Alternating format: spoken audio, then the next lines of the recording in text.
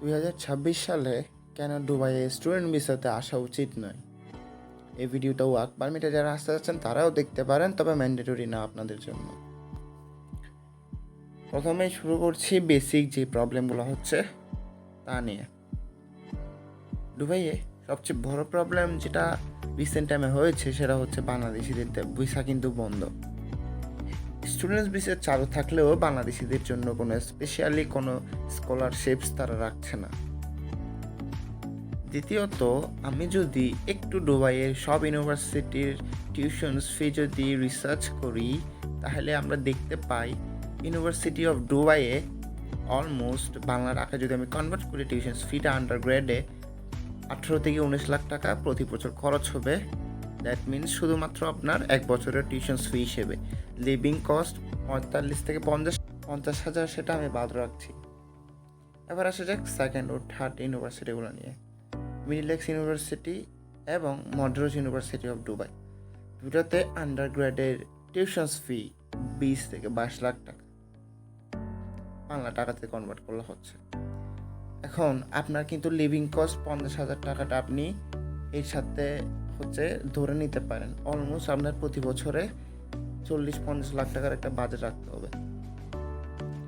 এবার আসা যাক সেকেন্ড যে প্রবলেমটা হচ্ছে, দুবাই কিন্তু কোনো স্কলারশিপস বহন করে না, এবং দুবাইয়ের সমস্ত ইউনিভার্সিটিগুলো বিভিন্ন লন্ডন, দেন হচ্ছে অস্ট্রেলিয়া, তারপর হচ্ছে আপনার কানাডার হওয়াতে সাব ব্রাঞ্চ থাকাতে খরচটা অনেক অনেক বেশি। দুবাই সবাই জানে এটা একটা বিজনেসের শহর, তাও অনেকে ইচ্ছা পোষণ করলেও এখানে স্কলারশিপস পাওয়াটা টাফ।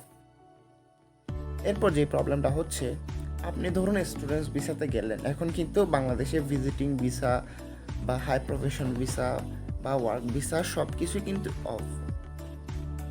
এখন আপনি ধরুন স্টুডেন্ট ভিসাতে গেলেন, এখন আপনি খুঁজবেন যে কাজগুলো একজন নর্মাল মানুষ খুঁজে, যে লেবার হিসেবে ওইখানে গিয়ে খুঁজে, সেই কাজগুলো আপনি খুঁজতে চাকবেন যদি পার্ট টাইম জবের ইচ্ছা থাকে। এখন যখন ভিসা খুলবে তখন অনেক অনেক অ্যাপ্লিকেন্ট বাংলাদেশ থেকে যাবে, তখন তাদের জবের যদি রেফারেন্স থাকে বা তাদের স্কিল থাকে তারা জবটা পাবে, অথবা তাদের স্কিল না থাকলেও, তাদের রেফারেন্স না থাকলেও তাদের কোনো না কোনো ভাগ্যে জবটা হয়ে যাবে। এখন আপনি গেলেন স্টুডেন্ট, আপনি জব করতে পারবেন 3-4 ঘন্টা, 5 ঘন্টা, আর জব করতে পারবে 24 ঘন্টা অলমোস্ট। তখন তাদের কোন জিনিসটা অ্যাকসেপ্টেন্স বেশি হবে চিন্তা করে দেখেছেন কি?